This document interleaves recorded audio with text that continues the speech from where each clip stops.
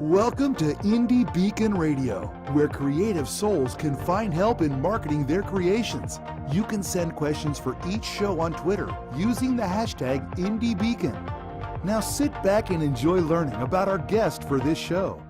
Hey, good evening. This is Rox Berkey, and I am delighted this evening to have with me a really cool person. Not only is Bill Thomas an author, but as we go through this interview, you're going to find out some really different things about him. So welcome, Bill. Thanks for joining. Thank you.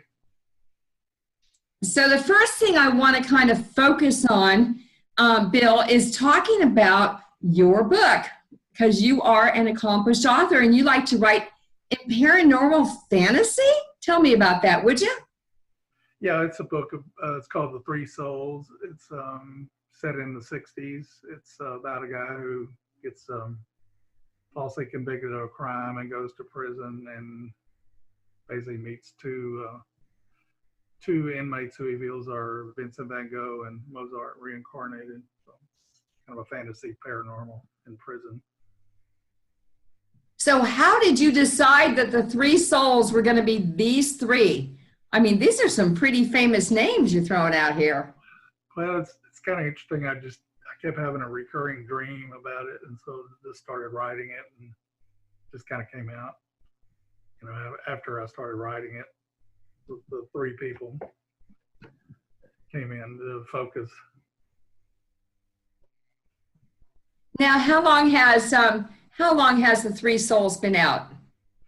I did an ebook around 2015, and then I printed just a regular book on 2017. So the print book's been out for 2 years. So in trying to do a book about, somebody who's in prison and has reincarnated images of Van Gogh and Mozart, what kind of research did you do for this, Bill? I bought a book about reincarnation, and I was reading a lot about that, and how it plays in with a lot of the religions in the world, and then just started reading about their lives and how it works together with those three people. So it took you a while to create this book. What was the process that you went through, Bill? I pretty much just wrote it by hand, and then I would, type it from there. But now I'm doing it on the computer, so it did take me about 4 or 5 years to finish. By the time I started it, get it on the computer. So it's about 4 years, I guess. So, I mean, this is a solid book that you're real happy with at this point. And you even have a website that you advertise it on, right? Right, I do. That's called www.the3souls.com, and you can buy the book there. And you can also buy it on Amazon. There's a link to Amazon it goes to. So when you transitioned from writing a book by hand, Bill, did you find it very difficult? Not really. It was good at first. It's just now that I'm finding I can get on the computer and do it a lot quicker. So it's quicker now where I don't have to write it by longhand. That's kind of old style, I guess.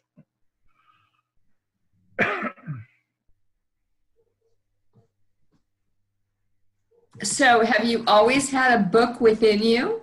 Is that how you got started writing The Three Souls? No, I started basically, I'm a musician, so I started writing music. I started out as a drummer, and I drummed for different bands for many years. And then I also had a band called the Slow Motion Band, which opened up for the Police on their first American tour. That was our big claim to fame. Then I switched to guitar and then started writing songs. So I started as a songwriter, and then went into the book. And I've also written 2 screenplays too. Wow, screenplays too. Now that's a very different kind of authorship than writing a novel, isn't it? Yes, it is. It is. you have to get the software right, and then you have to get all the dialogue. So it is quite difficult, but it's fun too. So do you have a preference in the things that you create, whether it's a novel or a screenplay? Well, the screenplays are, there's actually two of them. One is about two women who actually are going on a bus from from San Antonio to Phoenix. And a guy drops a coin. It turns out it's a rare coin. And so it's kind of a cat and mouse game from them all the way to Phoenix, with them trying to get away from the thief. And then they find out the coin is rare. And then they also find out it's stolen. But that's not a paranormal. Right. And then So I want to kind of go back to the three souls and talk about what your inspiration was for creating Johnny Chambers, because he's a truck driver in Texas. Right.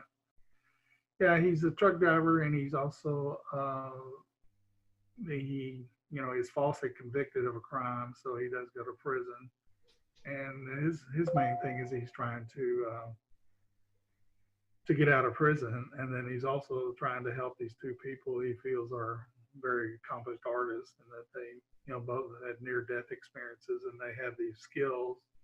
And so he's trying to convince the warden of the prison that these people should be shown that they have skills that they can use later.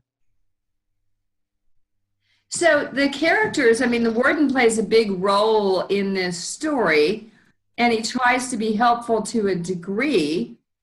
So how did you get the basis for these characters? Because these are some tough characters that you've created here. Right. Well, I've just read a lot of books about prison, and then kind of took it from that. I've seen a lot of movies too, so I kind of took it from that, and then also made the characters fit into their roles as the artist. So when you sat down and created these characters, what did you use as a background? Do you have like family that helped you, or? No, I pretty much wrote it on my own. Just started with Johnny, and then got into the other two characters, and then fleshed them out. So a lot of authors, they listen to some of these interviews to get inspiration on how to write and how to approach it. So if you were going to provide some advice to some of these authors on how to set up to create a story, what would you suggest to them? Oh, just listen to what people are saying. You can get a lot just from the dialogue. Listen to the way the rhythm goes with the way the person talks, their inflections, stuff like that. It's always helpful. So I noticed that the book is behind you, and I want you to grab it and kind of bring it just a little bit closer. So what was and hold it up just a little bit so we can see it. So it's a very, very interesting cover. So what was your inspiration for that cover? Well, I kind of incorporated the three, the writer, I guess we hadn't really talked about Hemingway, he's the other soul. And then the music, which is Mozart, and then the art, which is Van Gogh. So and Book Baby is the one that actually did the cover. Oh, really? Oh, that's very cool. Yeah. So they came up. So I noticed on there that you're a finalist. So tell me about the finalists. That's exciting. What did you enter? That was a Book Excellence Award, and they had a contest, and I was a finalist. There was two. There was the winner, and then I was the second place, so it would be the finalist. That's very, very impressive for a first book out. Yeah, it is. Yeah. So what other awards have you achieved from a writing perspective? Because I think you have more than one, as I recall. There was in 2014, the NABE, they have a Pinnacle Book Award, and they picked two, and I was one of the two, fantasy paranormal. So. Well, congratulations. That's awesome. So paranormal to me is a very, very interesting kind of genre. So who would you say are your, your competitors in this space? Is there a certain kind of an author or a certain author specifically that you're trying to be equal to or greater than? Because I think you're going to get the greater than. Well, thank you. But I've read a lot of Michael Crichton, Stephen King. He's more of a horror, but he does do some kind of paranormal. One book he wrote, Christine, which was interesting because I had the same kind of car when I was in high school. So really? It really hit home. Well, how fun is that? I think that's terrific. So I guess those two, mainly Crichton. He does write. Some of his stuff is paranormal, but some of it's a realistic. Oh, that's awesome. So you have some inspiration for where you want to go. And so where's that website again that folks can take a look at what you have done? Okay, it's www.the3souls.com, and they can also buy the book on there too. And that's the souls, SOULS.com, right? Cool. And if people contact you on that website, do you reply to them? Yes, there's a place for email. Very nice. Very nice. So I would encourage everyone who's listening to this to reach out to Bill and try and get a hold of him and talk to him. So Bill, we're coming up onto a short break where we're going to listen to our sponsors. And when we come back, I want to go into the other side of Bill, into the Bill James side, and talk about your songwriting. Would that be okay? Okay, sure. All right. How about you stay tuned, and we'll be back shortly. All right. Thank you. Welcome to Indie Beacon Radio, where creative souls can find help in marketing their creations. You can send questions for each show on Twitter using the hashtag IndieBeacon. Now sit back and enjoy learning about our guest for this show. Hey, good evening. This is Rox Berkey, and thank you for staying with us this evening.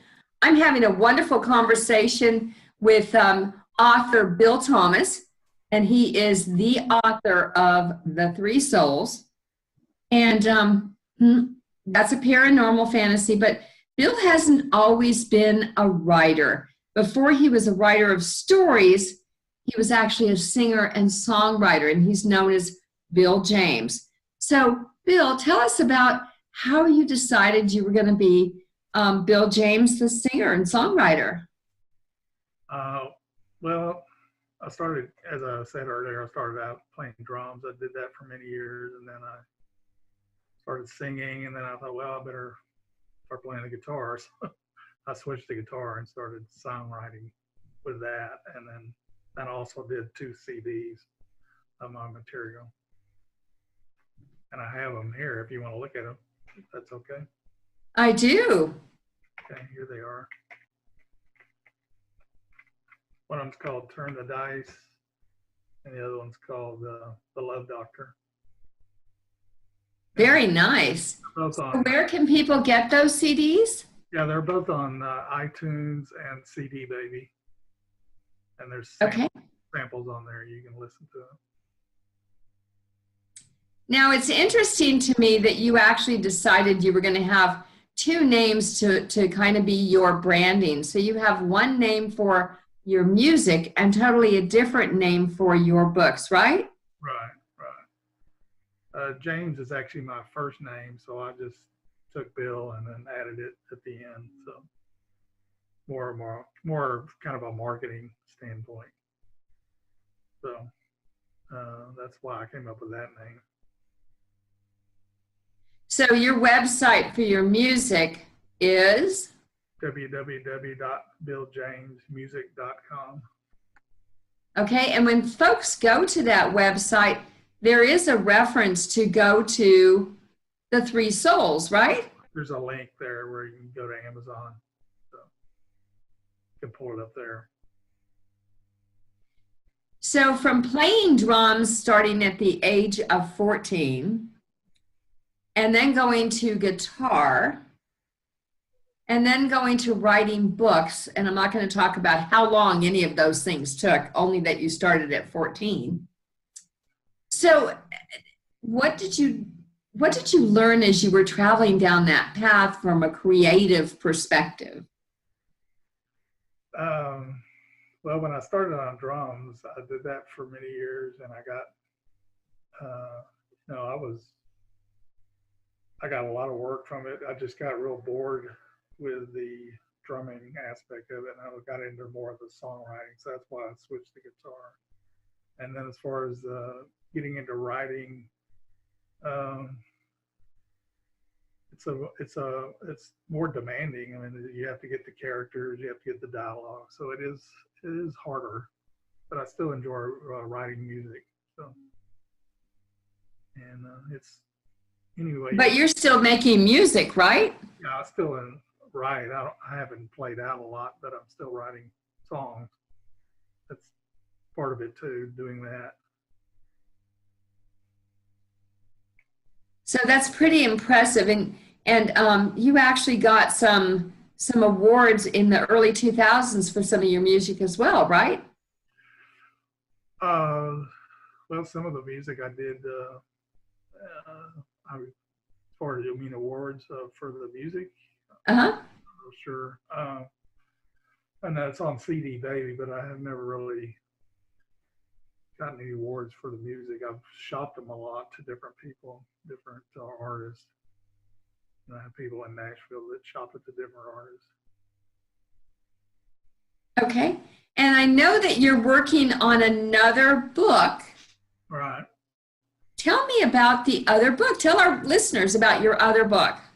It's actually a young adult fiction. It's more of a fantasy. It's about a girl who's a 17-year-old, and she is in her English class, and the English teacher loans her a pen. It turns out the pen is like an Egyptian pen from Egypt, and it has kind of a light with a dome. So she gets the pen and then realizes that the pen is actually doing a lot of her work. So, and then there's a little bit of history behind the pen, and that there's another pen. There was actually two pens, and the other one's in Egypt. So he has to go back to Egypt to kind of figure out the story. I'm not going to tell everybody what it's about, but that's kind of the gist of it. So from a story structure perspective, how do you compare it to The Three Souls? Because the subject matter sounds so very different. A high school girl versus, a guy in prison. And so, I mean, that's very, very different. How do you work between that? What's your secret? Well, with the high school girl, she finds out that the pen has, mystical powers, and then it also has so much history that she wants to go to Egypt to finish out the story. So that's kind of her traveling to Egypt is also a big part of the story. And then she also gets married, and then her husband goes there too. So what's the name of your main character in this second story that you've got going on? Her name is Jennifer Lilly, Lilly, and the husband, boyfriend, they're in high school, and they're in San Marcos, Texas, and they're about 17. His name is Derek Taylor. So did you draw on your high school years to build this particular character? Are we going to learn something about Bill Thomas in this story? Come on now, tell me the truth. A little bit, yeah. Yeah? It's also situated around 1999, 2000, and then 9/11 happened. So that's kind of kind of a backdrop to the story too. So where did you go to school? Actually went to McCallum High School in Austin, Texas. Graduated in 1969. So do you think all of your high school alumni, when you go back to the next reunion, are going to be really proud of what you've accomplished? Because I think you've done amazingly well. Thank you. Actually, our reunion is going to be in 2 months, our 50-year reunion. So I'm going to take a few books with me and CDs. Wow. So, yeah, we'll see. Okay, so when do you think that you're going to have this second book available? Hopefully by the end of the year, but maybe first of the next year. Pretty well done. It's pretty well finished. So what kind of process, Bill, do you go through from somebody reading it before you publish it? Like, do you have friends that read it, or what kind of detail out that process for the listeners? I usually just get somebody to edit it after it's done. And then, I kind of read it over a lot too, trying to get a little tighter, then get it edited. So do you have the cover in mind already, or you haven't worked on that yet? No, I haven't worked on that. Still working on that. So do you like to go and go to events and have your fans talk to you and tell them about the book? Do you go to a lot of book events? I've been to a few. I went to the book, the one by the Capitol last year in October. I went to that one. And then did a book signing in Port Neches a couple of weeks ago. So if people want to come and talk to you, Bill, where can they see you next? Right now, I don't have everything booked, so still working on that. But I do. So are you a member of Texas Authors? Yes, I am. And as part of that, of course, you get to do this interview, but there's a lot of different events that Texas Authors provides access to for you. So are you going to take advantage of some of those in the upcoming year? Yes, I probably will, as much as I can. So I look forward to seeing you in San Antonio at the Authors Marketing event. Is that one that you're going to possibly get to? I'm going to be going to that at the end of July. Right. Awesome. Okay. Awesome. And before we kind of get toward the end of this, can you tell me again what your website is? It's www.the3soul.com. Well, Bill, I want to thank you for joining tonight. I'm delighted. I look forward to meeting you in San Antonio. And any of the fans that are listening that want to get a hold of you, go to the website, contact Bill, and he will get back with you. So thanks again, Bill. Thanks, Roxanne. Thank you. Have a great night. All right. Bye-bye. Bye-bye. Thank you for listening to Indie Beacon Radio, where creative souls can find help in marketing their creations. To learn more about Indie Beacon services, to be a guest on the show, or to advertise on our show, please visit our website at indiebeacon.com.